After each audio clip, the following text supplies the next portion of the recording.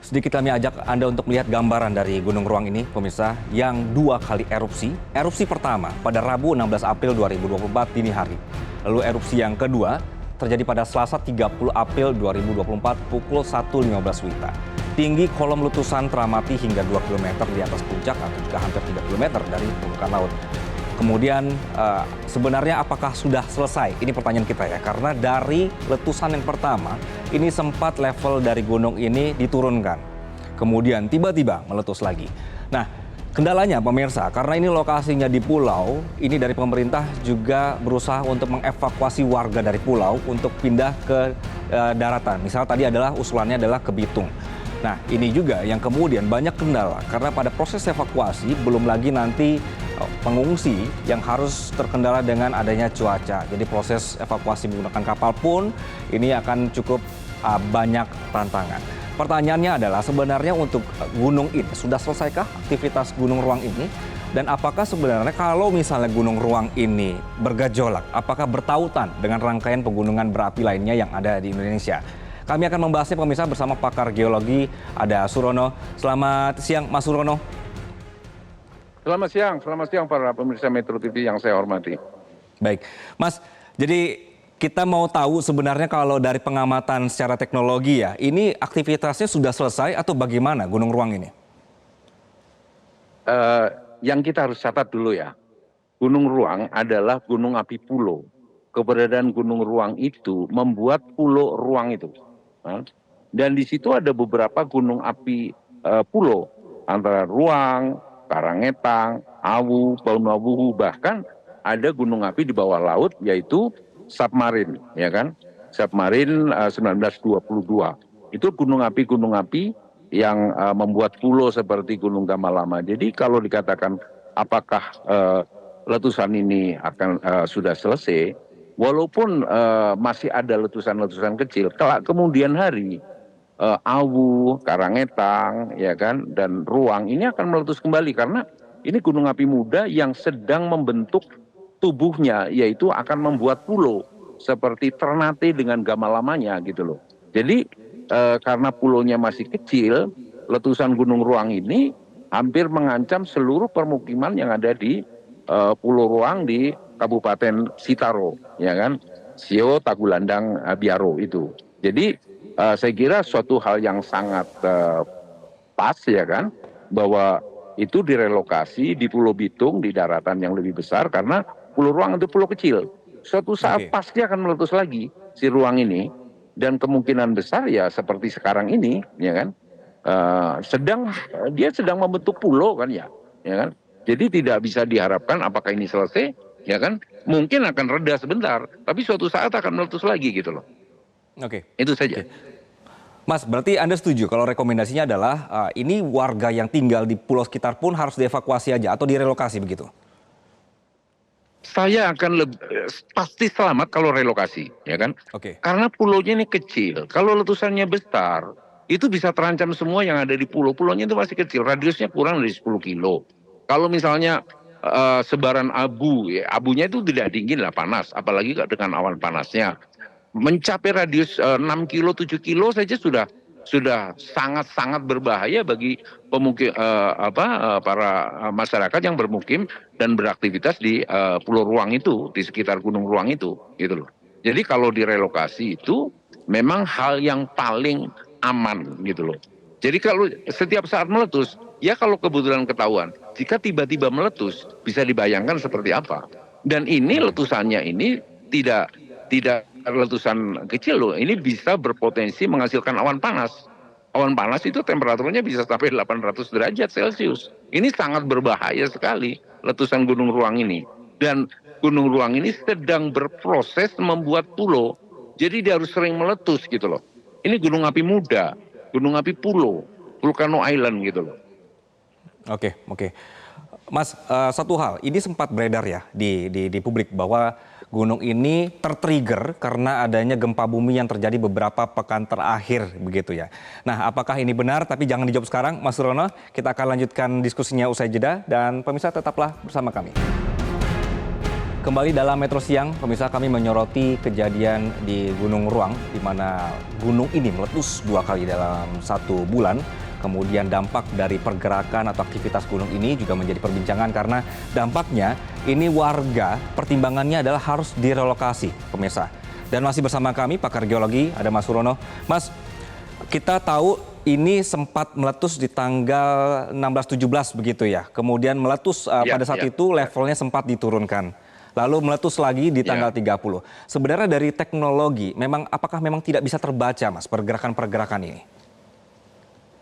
Sebenarnya bisa terbaca, makanya berani mengambil keputusan menaikkan dan menurunkan status kan. Tinggal bagaimana, ya kan, ketepatan, ya kan. Data itu, alam itu jujur, memberikan gempa ya gempanya 1 ya 1, gempanya 2 ya 2, ya kan. Nah sekarang itu dicatat oleh alat, kemudian ahlinya itu, ya kan, menafsirkan atau menginterpretasi. Oh ini sudah turun, dia turunkan. Oh ternyata naik lagi. Nah itu lain lagi persoalannya kan. Nah biasanya, ya kan, untuk menentukan status itu, awas misalnya, dalam beberapa jam meletus itu jauh lebih mudah, ya kan, daripada menentukan awas 1 hari atau 2 hari baru meletus, ya kan. Itu memang lebih sulit, ya kan. Bergantunglah, ya kan, dari ahlinya dalam menentukan status awas, status siaga dan sebagainya. Gunung api ya seperti itu saja. Dia itu dengan jujur memberikan tanda-tanda kepada peralatan. Kemudian dari hasil data yang direkam oleh peralatan, ahli itu akan menafsirkan seperti apa sebetulnya keadaan di dalam tubuh gunung api tersebut. Awaskah? Turunkah? Ya kan? Nah itu yang harus betul-betul memang jeli, apalagi gunung api seperti Ruang terlalu dekat dengan masyarakat di sekitarnya, ini memang dituntut ketepatan yang luar biasa gitu ya. Karena masalah keselamatan, masalah jiwa itu tidak ada toleransi ya, untuk semua harus selamat gitu. Oke, Mas, sedikit ini kemarin sempat ramai ya di perbincangan di publik bahwa tertrigger gunungnya katanya gara-gara gempa yang sering terjadi. Ini benar, Mas?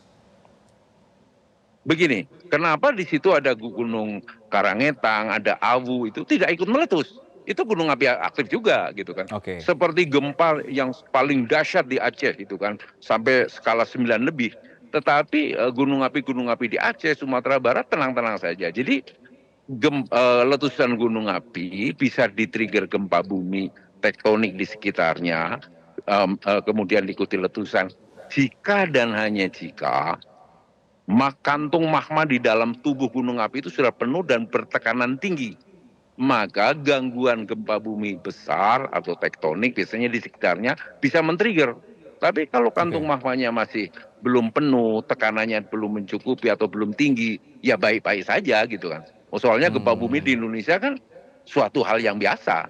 Tetapi kan gempa bumi besar tidak harus memicu letusan gunung api.